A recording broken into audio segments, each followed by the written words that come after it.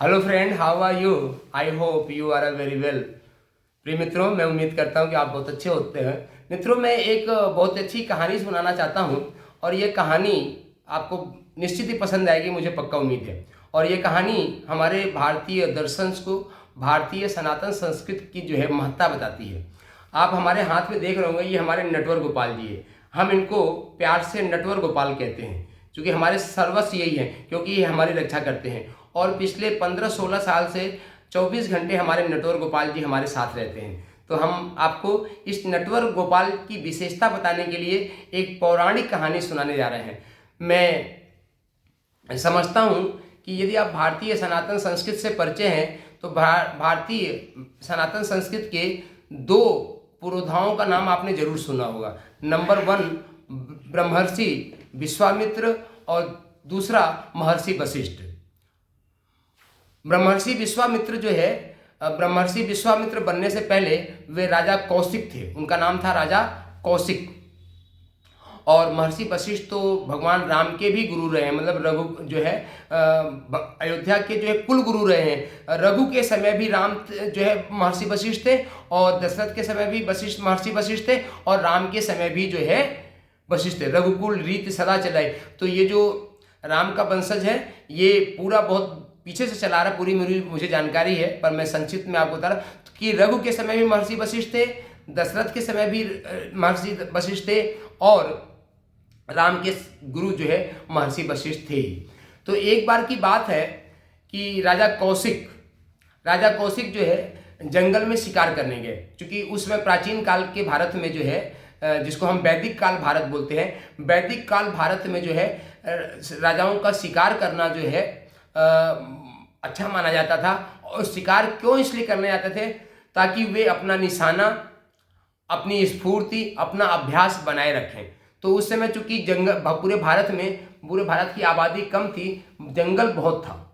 आज की डेट में जंगल बहुत कम है। आज की डेट में जो है शिकार करना अच्छी बात नहीं है, पर उस समय शिकार करना बहुत अच्छी बात थी, चूंकि पूरे भारत देश का अधिकतम जो है भाग वन था, तो वन पर्याप्त थे, तो इसे करते थे। एक बार राजा कौशिक अपने पूरी सेना के साथ जो है वन में शिकार करने गए थे। शिकार करते करते एक उनको बहुत ही सुंदर स्थान मिला ऋषियों के, जो कि पुराने जो ऋषि थे वे जंगलों में रहा करते थे। जंगल में उनका पूरा आश्रम रहा करता था, और उस आश्रम में सारी सुविधाएं होती थी। तो और जब उस आश्रम में प्रवेश किया तो उस आश्रम के ऋषि ने उनका हाथ जोड़ के बड़े अच्छे से स्वागत किया। और वे ऋषि थे जिनका नाम था महर्षि वशिष्ठ। अर्थात मैं कहना चाहता हूं कि राजा कौशिक जो है भ्रमण करते हुए महर्षि वशिष्ठ के आश्रम में पहुंच गए, और महर्षि वशिष्ठ ने राजा कौशिक का बहुत ही सम्मान किया, पूरा भव्य सम्मान किया। इतना सम्मान क्या किया कि अच्छे सबको आसन दिए, और जिस भी सैनिक के मन में जो भी इच्छा खाने की हुई उसको वे पदार्थ खाने को मिला। जैसे किसी को आम खाने का मन किया उसको आम खाने को मिला, किसी को रसगुल्ला खाने का मन किया उसको रसगुल्ला मिला, किसी के मन में आया कि वाह यदि रसमलाई होती तो मजा आता, किसी के मन में आया कि भिंडी की सब्जी होती तो बहुत अच्छा लगता, कोई सोचता कि यदि मटर पनीर होता तो बहुत अच्छा होता, किसी ने सोचा कि यदि जो है दाल बाफले होते तो बहुत अच्छा होता, किसी ने सोचा कि इडली डोसा होता तो बहुत मजा आता, किसी ने सोचा कि अरे जो है दही बड़े होते तो बड़ा मजा आता। तो हमारा कहने का तात्पर्य है कि जिसके मन में जो कुछ भाव उत्पन्न हुए उसको जो है महर्षि वशिष्ठ के आश्रम में उसको वही चीज खाने को मिला। ये सारा जो इतना भव्य सत्कार देख के जो है राजा कौशिक भी अचंभित हो गए। अरे ये मैं राजा होते हुए मैं चक्रवर्ती से, उस समय जो है राजा कौशिक चक्रवर्ती सम्राट थे। चक्रवर्ती सम्राट का मतलब जिसका पूरे पृथ्वी पे जो है साम्राज्य होता है उसको हम चक्रवर्ती सम्राट बोलते हैं। चक्रवर्ती सम्राट का मतलब पूरे भूमंडल पे जिसका राज्य हो, जो चक्रवर्ती सम्राट थे।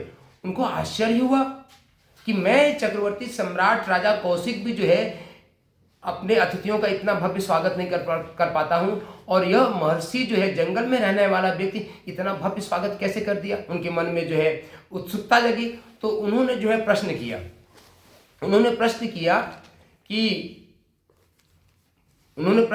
कि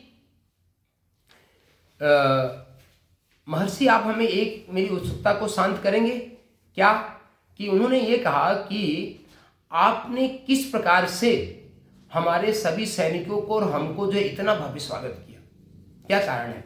तो ऋषियों का भाव होता है विनम्र, मतलब जो ऋषि होते हैं, जो महर्षि होते हैं, जो ब्रह्मर्षि होते हैं, वे समदृष्टि वाले होते हैं। कहते ही उन्हें, जो महर्षि मीन्स सर्वज्ञाता, जिनको पूरा ज्ञान प्राप्त हो गया। ऋषि मतलब जो अभी शोध कर रहे हैं। संत मतलब जो समत्व में स्थापित हो चुके। साधु मतलब जो सध चुका है। साधु किसको कहते हैं, जो सध चुका है उसको हम कहते हैं साधु।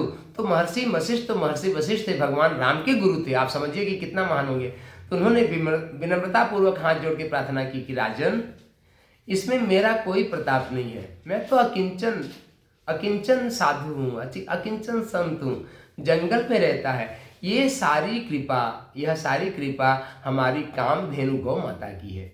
गौ माता की कृपा से आपका भव्य स्वागत करने में, आपको इतने अच्छे व्यंजन परोसने में, 56 भोग परोसने में जो है मेरे को मिला। तो हमारी इसमें पूरी कृपा हमारी गौ माता कामधेनु का है, जो हमारी नंदिनी गाय है, उन गाय का नाम था नंदिनी, उनकी कृपा है। ये सुन के जो है राजा कौशिक के मन में आया कि चलो उस गौ माता का दर्शन करें। गौ माता का दर्शन किया तो गौ माता नंदिनी जो है कामधेनु गौ माता बड़ी सुंदर सी थी, बड़ी प्यारी गौ माता थी, और उन पे जो है उनका मन जो है लोभ आ गया। देखिए मित्रों, प्रेम करना बहुत अच्छी बात होती है, पर लोभ जो है, लोभ नहीं करना चाहिए। लोभ आपके विनाश का जड़ बनता है। वहाँ पे राजा कौशिक के मन में, चूंकि वे राजा थे, रजोगुणी, राजा मतलब रजोगुणी से है, संत मतलब जो सतोगुणी से होता है। 3 गुण होते हैं, रजोगुणी, सतोगुणी और तमोगुणी। रजोगुणी बीच में होता है, सतोगुणी सबसे ऊपर होता है, और जो है सतोगुणी सबसे ऊपर होता है और तमोगुणी जो है सबसे नीचे होता है। तो राजा कौशिक के मन में लोभ आ गया। उन्होंने कहा कि महर्षि, ऐसी सुंदर गाय, इतनी बहुमूल्य गाय जो है आपके आश्रम में शोभा नहीं देती, इस गाय को आप मुझे दे दीजिए, ऐसा निवेदन किया। महर्षि वशिष्ठ ने हाथ जोड़ के निवेदन किया कि राजन, आप तो बहुत ही विद्वान हैं, आप समझदार हैं, क्या कोई व्यक्ति जो है अपनी माता का दान कर सकता है?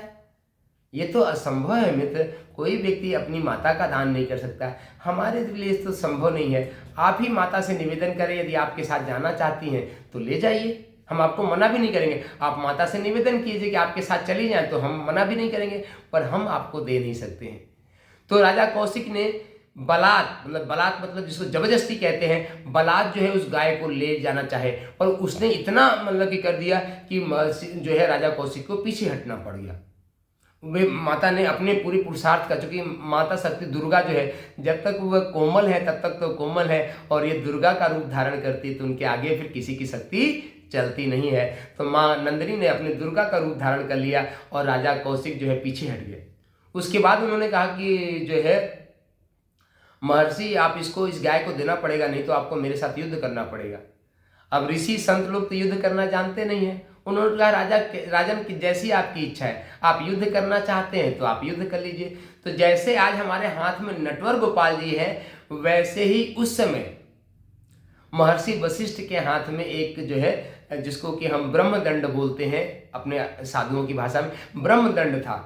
ब्रह्मदंड को उन्होंने ऐसे रख लिया और राजा कौशिक जो है अपने तीर चलाना शुरू किए, और जितने तीर थे चलाते रहे, सारे उनके तर्कस में जितने भी तीर थे वे सारे तीर निष्फल हो गए। क्या होता था कि वे तीर छोड़े और आके उनके महर्षि वशिष्ठ के ब्रह्म दंड में समाहित हो जाए।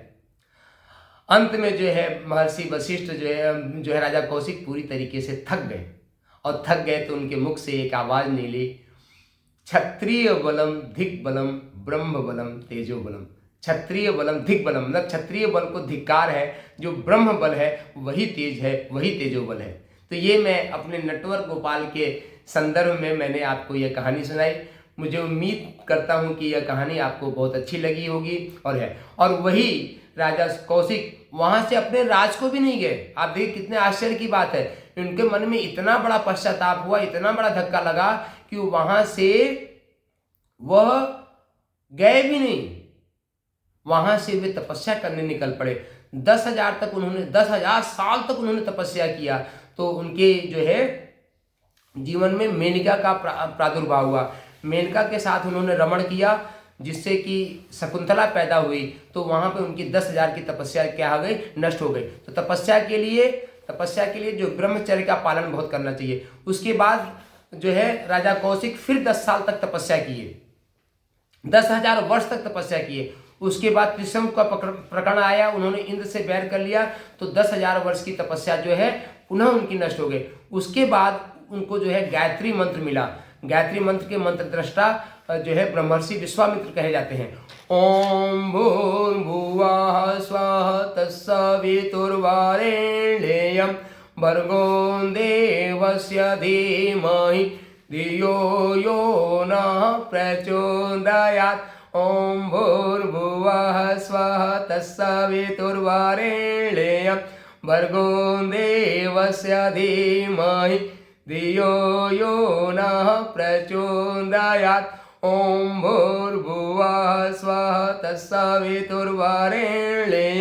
भर्गो देवस्य धीमहि धियो यो नः प्रचोदयात्। मित्रों, मुझे पता है कि आपके मन में एक प्रश्न आ रहा होगा कि हमने गायत्री मंत्र का उच्चारण 3 बार क्यों किया। आ रहा है ना आपके मन में प्रश्न कि हमने 3 बार क्यों उच्चारण किया।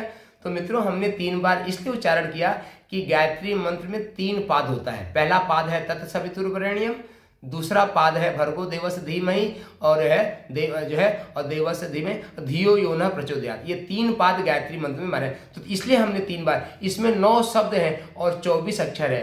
तो मंत्र दृष्टा ऋषि जो है ब्रह्मर्षि विश्वामित्र माने जाते हैं। फिर उन्होंने 10,000 वर्ष तक जो है गायत्री मंत्र के साथ तपस्या किया। इसी में एक प्रसंग और बता दें तो उनको कोई उपाधि नहीं दे रहा था, चूंकि वे जन्म से जो क्षत्रिय थे, तो ऋषियों की परंपरा में उनको कोई था नहीं। इसके उपरांत में उनको जो है उन्होंने महर्षि वशिष्ठ के 100 पुत्रों की हत्या कर दी, क्योंकि उस समय उपाधि ब्रह्मर्षि की उपाधि जो है ब्रह्मर्षि वशिष्ठ के पास थी, और वे चाहते थे कि ये उपाधि जो है ब्रह्मर्षि की उपाधि एक ही व्यक्ति को मिलती थी, तो वे चाहते थे उपाधि। इसके लिए रोष में जो है ब्रह्मर्षि विश्वामित्र ने महर्षि वशिष्ठ के 100 पुत्रों की हत्या कर दी। एक दिन माता अरुंधति और महर्षि वशिष्ठ बैठ के सत्संग कर रहे थे, और उस दिन क्या हुआ कि ब्रह्मर्षि विश्वामित्र ने यह प्रण कर गया कि एक सुंदर कटार के कि आज महर्षि वशिष्ठ को ही मैं मार दूंगा, आज मैं महर्षि वशिष्ठ को ही मार दूंगा, और जब महर्षि वशिष्ठ ही नहीं रहेंगे तो फिर हमको ब्रह्मर्षि की उपाधि मिल जाएगी। आप सोचिए कितनी कमाल की बात है। और जब वो कटार लेके पीछे से जो है चुपके से महर्षि वशिष्ठ के पास पहुंचे, उस समय माता अरुंधति और महर्षि वशिष्ठ सत्संग कर रहे थे। माता अरुंधति कह रही थी कि जब राजा कौशिक इतना उपाधि के लिए व्याकुल है कि वे चाहते हैं कि आप उनको ब्रह्मर्षि कह दें, तो आप उनको ब्रह्मर्षि क्यों नहीं कह देते, उनको ब्रह्मर्षि कह दीजिए। उन्होंने कहा कि प्रिय, क्योंकि उस समय अपनी पत्नियों को प्रिय कहने की आदत थी, उन्होंने महर्षि वशिष्ठ ने कहा कि प्रिय, हम जो है उनको ब्रह्मर्षि की उपाधि देना चाहते हैं। हमारे मन में स्वयं है, चूंकि मुझे उपाधि की कोई लोभ नहीं है, हम राजा कौशिक को ब्रह्मर्षि की उपाधि देना चाहते हैं, पर अभी साधना में कुछ कमियां हैं उनके। जब तक वे कमियां दूर नहीं हो सकती है तब तक मैं मजबूर हूं उनको उपाधि देने के लिए। और ये पूरी बात राजा कौशिक सुन रहे थे, जो पीछे बैठ के महर्षि वशिष्ठ की ही हत्या करने के लिए आए थे। और जैसे ही राजा कौशिक ने यह बात सुनी कि अभी हमारे अंदर कमियां हैं, इसलिए जो है महर्षि वशिष्ठ जो है ये उपाधि हमको नहीं दे रहे हैं, उनको अपनी गलती का एहसास हुआ, और तो स्वयं जो है महर्षि वशिष्ठ के सामने आके साष्टांग प्रणाम किया और फूट फूट के रोने लगे कि महर्षि आप इतने दयालु हैं, मुझे पता नहीं था। और जब वो फूट फूट के रोने लगे, मित्रों, जब आपके अंदर पश्चाताप की आंसू होता है तो आपके निश्चित ही आपके जो है आंखों से आंसू निकलेगा। या तो बहुत दुख, बहुत ही पश्चाताप, या बहुत खुशी जब आपके हृदय में झलकता है तो आंसू जरूर झलकेंगे। पर खुशी के आंसू जो है अलग प्रकार के होते हैं, और जो है दूसरे जो है हमारे जो है दुख के आंसू अलग होते हैं। हर आंसुओं का जो ताप है ना, वे अलग अलग होता है। ये एक बहुत महत्वपूर्ण है। और जैसे फूट फूट के रोने लगे, साष्टांग प्रणाम किए थे, महर्षि वशिष्ठ को दया आई। उन्होंने कहा ब्रह्मर्षि तुम तो उठो, तुम ब्रह्मर्षि हो। मित्रों मेरे आंखों में भी आंसू आ रहा, देखिए आ भी गया। और वहां पे महर्षि वशिष्ठ कह रहे हैं कि ब्रह्मर्षि तुम उठो, तुम तो ब्रह्मर्षि हो। तो यह जो है हमने आपको दो चीज की उपाधि बनाई कि भारत की सनातन परंपरा में कोई व्यक्ति कभी उपाधि के लिए लोलुप नहीं हुआ करता था, न्यौछावर कर दिया करता था। जैसे आपने देखा होगा कि जब भगवान राम के जीवन में जब राज्य की बात आई तो राज्य के लिए राम और भरत ने युद्ध नहीं किया, राम जंगल को चले गए और भरत तपस्या करने के लिए चले गए। ये भारत की सनातन संस्कृति है मित्रों, और इसी संस्कृति को यह दास पुनर्जीवित करना चाहते हैं मित्रों। तो यह वीडियो आपको अच्छा लगा हो, आप अधिक से अधिक लोगों तक सब्सक्राइब करें, लोगों को बताएं, क्योंकि यह बिट्टी ने संकल्प लिया है, उठो धरा के वीर सपूतों धरती स्वर्ग बनाना है।